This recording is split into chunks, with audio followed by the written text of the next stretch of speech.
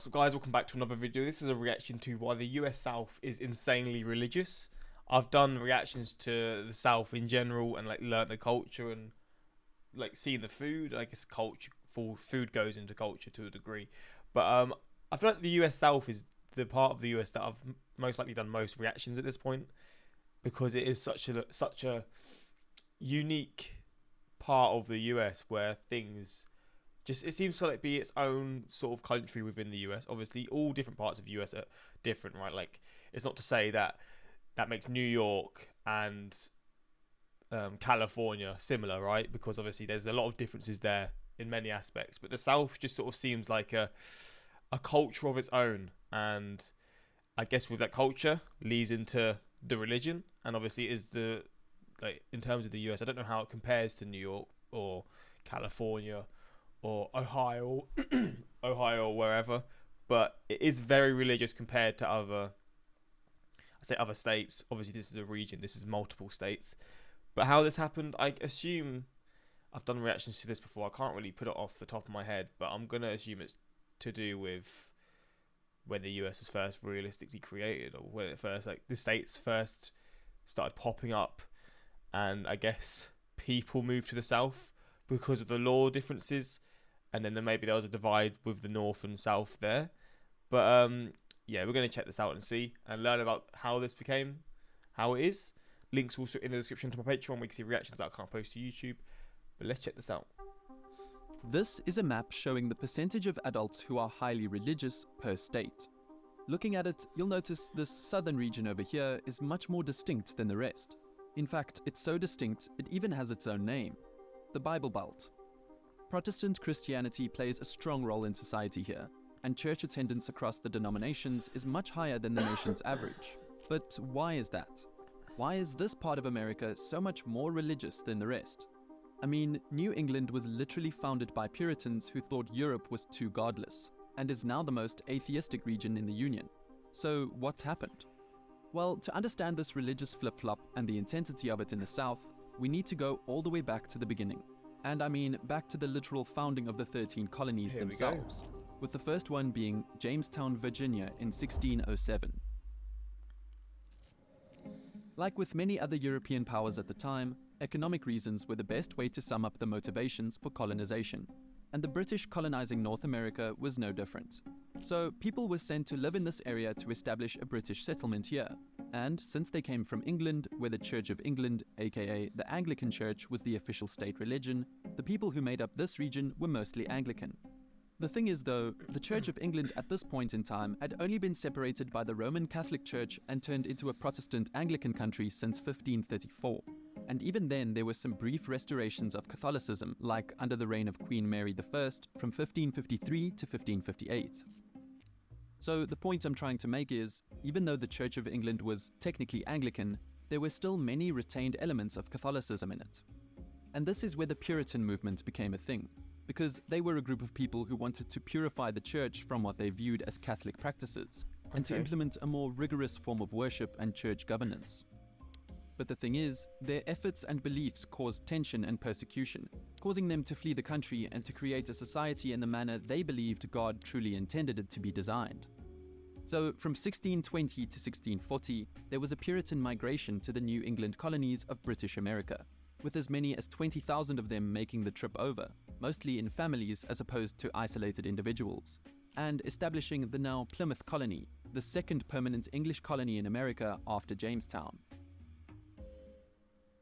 So at this point in time, there was basically a religious divide between Puritanism in the north and the Anglicans in the south. I mean, yeah, there you go. They literally came in. I mean, in terms of the US, they're a good few thousand miles away from each other. Realistically, that would be, I would say this is over 1,000 miles, more than that, really. So yeah, you can see how already this would lead to. That's mad. How just where they like the areas that they landed in within the US. I'm gonna assume it is more or less down to this, because already there's the split here. This was reflected in their living too, with the Puritans establishing a society deeply rooted in their faith, with strict moral codes and a focus on community worship. The Puritans' influence was so profound that it permeated nearly every aspect of life in New England, from governance to daily routines. Meanwhile, in the South, and it's not to say they weren't religious at all, because they certainly were, but their motivation for the settlement was largely economic from the start. Huh. So the people in the south were actually that landed in the south were not as religious. I mean, he's saying they were religious, but their purposes for moving here were more for the financial gain. Jeez, okay. Focused on agriculture, trade, and that sort of stuff. The establishment of the Anglican Church in these colonies was part of replicating English societal structures and maintaining loyalty to the crown. There were also a mix of other denominations among settlers too, meaning that there was no one central religious identity that held all the power. So as a result, the societal structure in southern states like Virginia were more hierarchical and less centered around religion compared to the Puritan North. What? Then things started to change. That's mad. You see, while the original Puritan settlers were this very religious bunch, as time passed, the second and third generations of settlers, who were born in the New World, didn't always share the same intensity of religious conviction or the sense of urgency that drove their ancestors. Some even started to become disinterested in it for all the adherence it required. And as the colony began to develop more, economic prosperity started to take precedence over religious matters for many people. The once religiously unified society also started to see a migration of people with different backgrounds and beliefs over time, diluting the Puritan influence and their ability to enforce religious conformity. It was these things that led to the rise of secularism in New England. Now, you may be thinking, wouldn't the South be affected by these things too? And you'd be right, it did. But ironically, being less religiously intense actually helped preserve Christianity there. That is wild. So it just rolls with, like, it sort of swapped. Not roles reversed, but like it just sort of swapped over time. That is so wild how that can happen. So I guess the people that landed in the South, like you said, they weren't as strict with it. I mean, I guess it was still important, but it wasn't the main focus. So you could have multiple things. And I guess the people in the North, that was the focus. So maybe it just drove people to a point of wanting to pursue different things.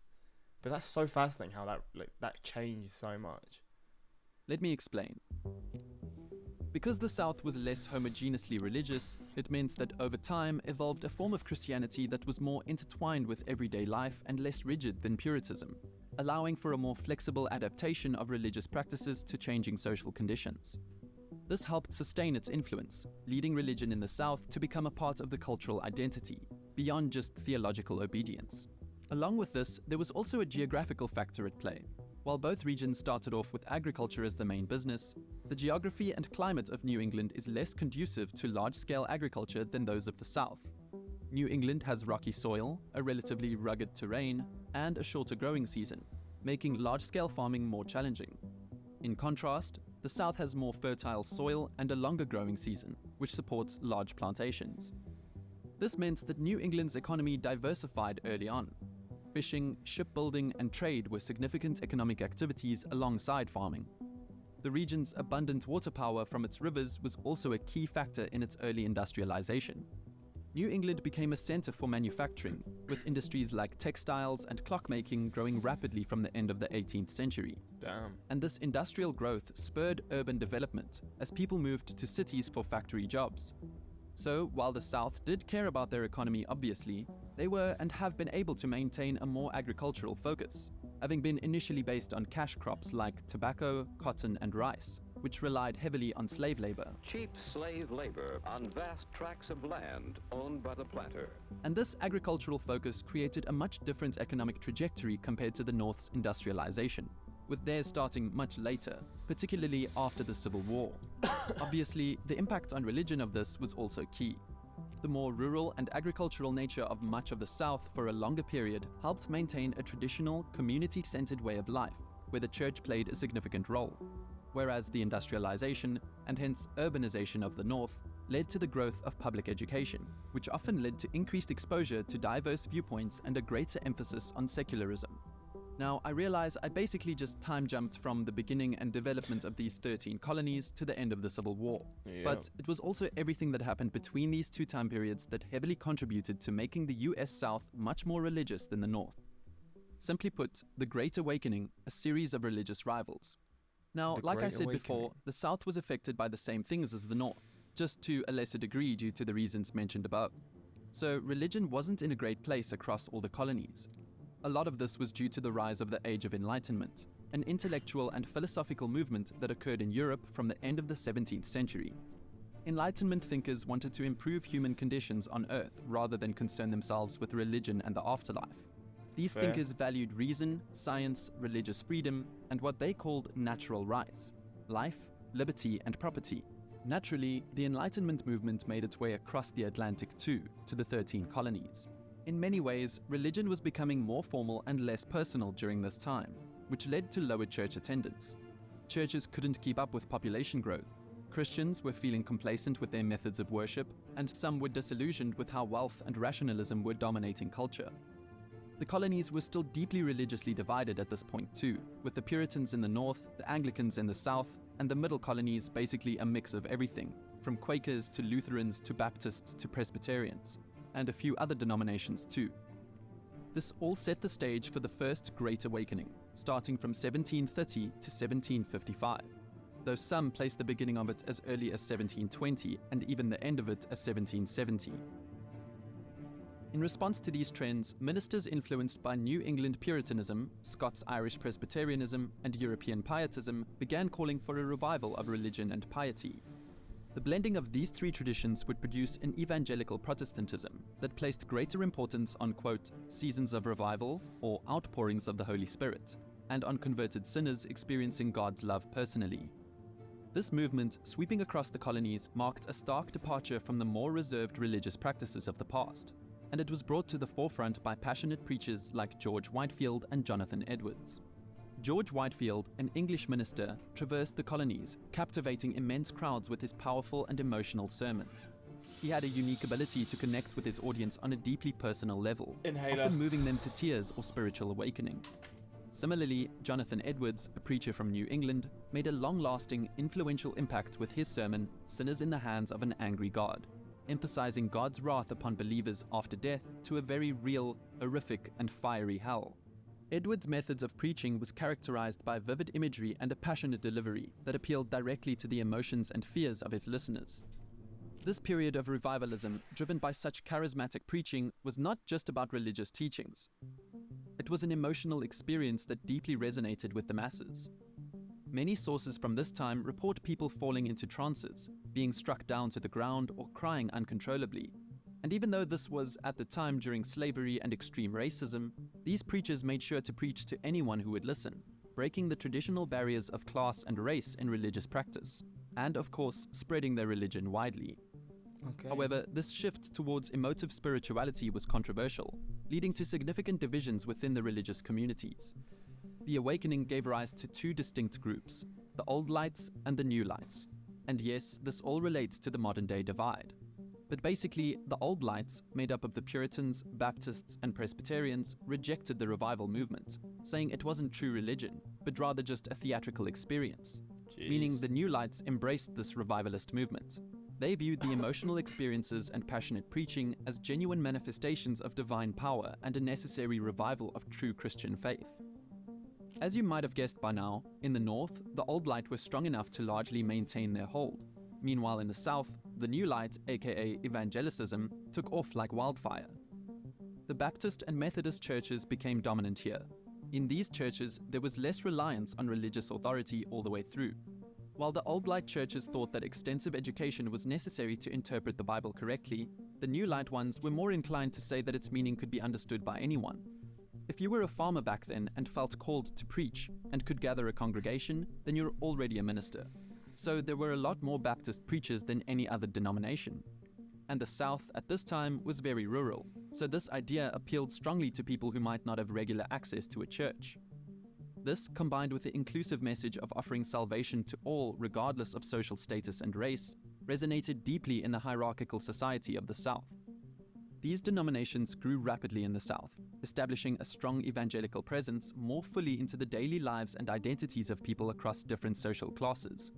In the North, even with the rejection of the movement, its emphasis on personal experience and questioning of authority in religious matters laid early influence for individualism and a questioning attitude in the North, which, combined with the region's focus on education and commerce, gradually led to a more secular society. That was just the First Great Awakening too. There were still 2, arguably 3 more after this. Damn. So just over time, it just kept changing and evolving then. By the time the Second Great Awakening started, which was in about 1795, the United States had already officially become an independent country. The beginning of the Industrial Revolution had also very recently started in the US, and the Age of Enlightenment, even though it had started decades ago, was only reaching its peak around this time. So these two things combined to mark an increase in secularism and focus on the contemporary world and science. While the First Great Awakening focused more on existing members of the church, the second focused on attracting new members. So to re-engage worshippers and attract new members, evangelical denominations again began to hold active, energetic tent revivals where faith was renewed. The earliest of the tent revivals focused on the Appalachian frontier, but they quickly moved into the area of the original colonies. These weren't small revival meetings either. Thousands would meet up at a time. Revival meetings were not restricted to the frontier or to white people though. In many areas, particularly the South, black people had separate revivals at the time. The Baptist and Methodists often worked together in these revivals, with both religions believing in free will with personal redemption. The Baptists were highly decentralized with no hierarchical structure in place, and preachers lived and worked among their congregation, while the Methodists, on the other hand, had more of an internal structure in place. They had people traveling on horseback all over, converting people to the Methodist faith, and it paid off. By the 1840s, the Methodists were the largest Protestant group in America. Just to put all these efforts into perspective, they grew from 58,000 members in 1790 to 258,000 in 1820, and then to 1,661,000 by 1860. This growth factor of over 28 times in 70 years outpaced the national population growth, which increased by a factor of just 8 during the same period. Jeez. The most significant revivalist in this area was the Presbyterian minister Charles Finney. A key change he made was in promoting mass conversions during revival meetings. No longer were individuals converting alone. Instead, they were joined by neighbors, converting en masse. In 1839 alone, Finney preached in Rochester, New York, and made an estimated 100,000 converts. But the Second Great Awakening ended in 1840 due to the deep culture of slavery in the South, leading to the division of northern versus southern religious sects during the 1830s and 1840s. In fact, in 1845, Southern Baptists split from the National Baptist denomination in the US and established the pro-slavery Southern Baptist Convention, as they interpreted the Bible as supporting slavery. In technicality, the Third Great Awakening actually started from 1855, with the Civil War happening not much after this, from 1861 to 1865, and the eventual movement ending in the 1930s. It was also near the end of this movement when the term Bible Belt started to be used in media. This Great Awakening didn't really have a profound impact on the growth of Christianity in the South and the decline of it in the North as the first two. It was marked by a more promotion of social activism. This was seen, for example, with the founding of the Salvation Army, the rise of the YMCA. Don't get me Yeah, there's both of these in the UK as well, Salvation Army and YMCA. wrong though, it was still growing rapidly during this time. In the South especially, That's mad. They came from this time within the US. That's so crazy that this thing, and YMCA, these things are a thing in the UK now. What the hell? That's so random. many intellectuals of that era took part in the movement and were strong advocates of Christianity. They tried to systematically reach the parts of the country where there were no churches and spread their religion. Some of these intellectuals and scholars started building schools and universities that were closely tied to Christianity, which of course has had a lasting influence over a century later. As a result, the Protestant churches in the United States were growing at extreme speeds during this period. Though, like everything else, it was met with an opposite force that was just as powerful: the rise of scientific thought, particularly the theory of evolution and higher criticism. And this was very unpopular, wasn't it, at the start? Like, when Darwin came up with this, I swear he was he basically just like hated? I'm pretty sure, because obviously religion was, it was basically, is the theory of evolution pretty much disregarding religion, or is it just sort of trying to prove its own theory, and it just happens to go against what a lot of religions believe in or whatever? Because I find it fascinating. I remember learning about this in school, and like nowadays, would you get like very religious scientists? That might sound like a really stupid question, but I feel like they both go against each other in the sense that they don't really have the same beliefs. But would you get religious scientists? You probably would. Maybe we're in a world now where people will just be both, but I don't really know. But yeah, when this was first made, bro, that was not a popular belief. Criticism of the Bible began to challenge the traditional religious beliefs that supported the awakening.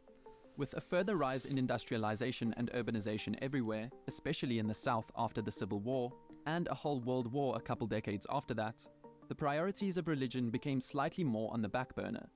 This shift towards modernism and critical approach to religious texts gradually eroded the foundation of the Third Revivalist movement. So at this point in the timeline, there's been 3 Great Awakenings, which created and heavily promoted evangelicism everywhere, especially in the South. Damn. And we're not done yet, arguably. Ow.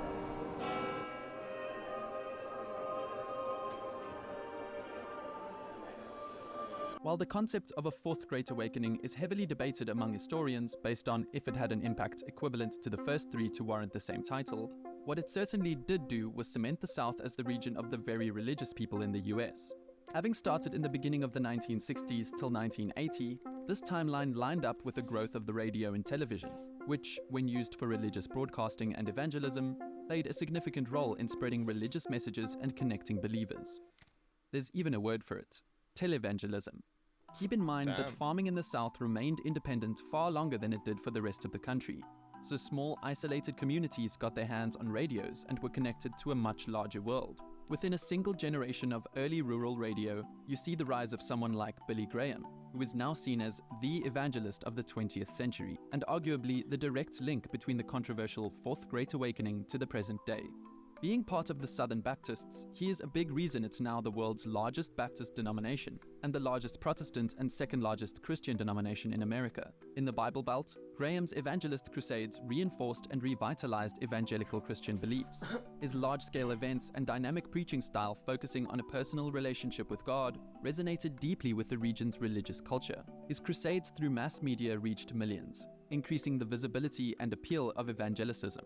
This heightened interest laid the groundwork for the growth of large evangelical churches. The mainline Protestant churches weakened sharply in both membership and influence, while the most conservative religious denominations, like the Southern Baptists, grew rapidly in numbers and spread across the United States. Soon, with so many members, megachurches came to be, and they won attention for the simple reason that 10 churches with 2,000 members were more visible than 100 churches with 200 members. So now we go to the modern day. Both Jimmy Carter and Bill Clinton, the most southern recent US presidents, were raised in the Southern Baptist Church. In states like Alabama and Mississippi, 51% and 49% of adults attend religious services at least once a week. This contrasts sharply with states in the north like Maine and Vermont, where figures are 22% and 21%, as well as states in literally any other region, like Oregon in the west at 29% and North Dakota in... I wonder what the UK would compare to with this. Would the UK probably be like 20%?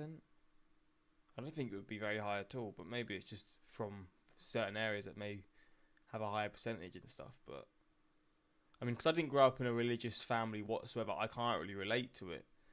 But I mean, maybe it's a lot higher in the UK than I believe. I've said before that I feel like the UK is very not like, based off my friends in school, I didn't have many friends that were religious. I had one friend who came from Nigeria in like year 7 and he was a Christian. And that was really it from like my friends and stuff. But I didn't really go to religious school. There's actually like schools here that are like Christian, what's the name? Just Christian schools? One's called Notre Dame. And there's a lot, I think that's a more religious school, like people will go to the church to start the day and I guess do some prayers and stuff. I don't fully know, but I had a few friends that went there.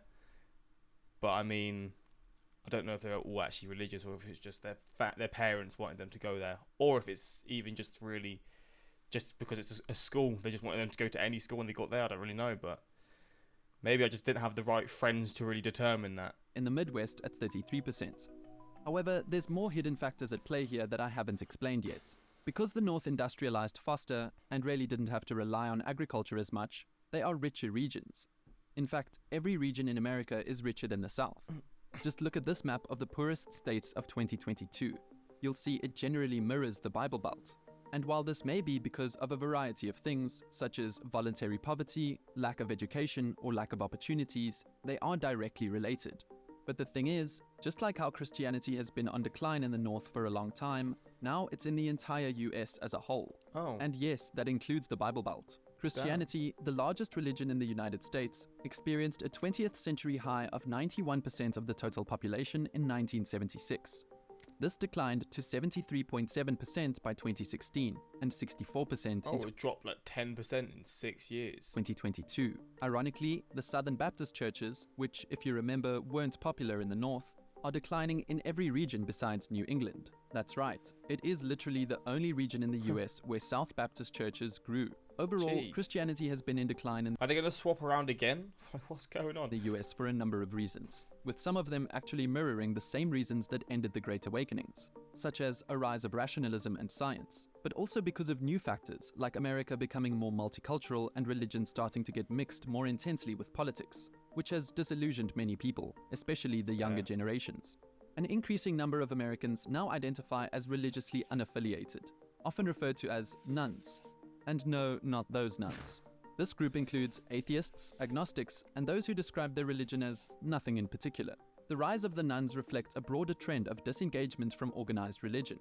So I guess the question is, with America's Christian population set to dip below 50% by 2070, making it no longer the majority religion for the first time ever in the country's short history, is there anything they can do to stop this? It's not just a North or South problem, but a countrywide one. Or dare I say, is it even a problem at all? Well, there we go. It's a fascinating little look into this. I mean, I guess some people will disagree, some of you will agree. But it is, like, just from the start, initially, like, when I saw how it just pretty much swapped, and it was the North that was a lot more, I don't want to say a lot more religious, but I guess stricter in certain aspects and more focused on religion, and the South was, like, religion was important, but there was also a lot of other things that were equally as important. And then it just sort of swapped around. Or maybe not swapped around, but like the North just sort of forced out of the people, I guess. And the South, because it wasn't like a thing where they were, I guess, solely focused on it, and maybe it was like being ingrained into their children to a point where maybe it was pushing them away from it. It grew. It's fascinating how that happens, but it does make sense when you actually like see it explained like that. But let me know your thoughts on this. Hopefully you enjoyed this reaction, and until next time, like, subscribe, and peace.